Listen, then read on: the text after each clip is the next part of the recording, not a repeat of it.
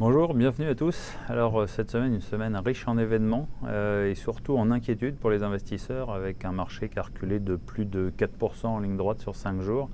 Des inquiétudes diverses, il n'y a pas une raison particulière qui justifie cette baisse des marchés, mais plein d'inquiétudes autour de la situation politique en Italie, autour des négociations sur le Brexit, autour des tensions sur les taux d'intérêt aux États-Unis, autour des crispations entre la Chine et les États-Unis.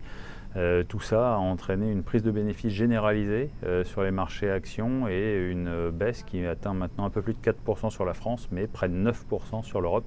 Donc vraiment une prise de bénéfices très marquée au cours de la semaine.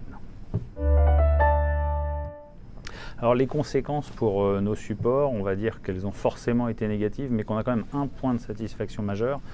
C'est que la performance depuis le début de l'année de notre support action qui sert de base à tous nos profils permanents qui est DWS Top Dividende reste positive à plus 1%. Et dans cet environnement de marché, c'est vraiment un gros point de satisfaction.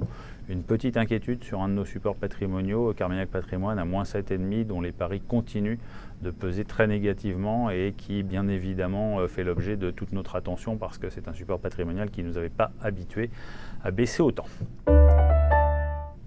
Et pour la semaine prochaine, qui commence aujourd'hui, on va continuer de s'intéresser à des sujets politiques avec la présentation du budget italien qui devrait être rejeté par l'Union européenne avec une procédure pour déficit excessif qui devrait être lancée. Tout ça ne devrait pas être très positif.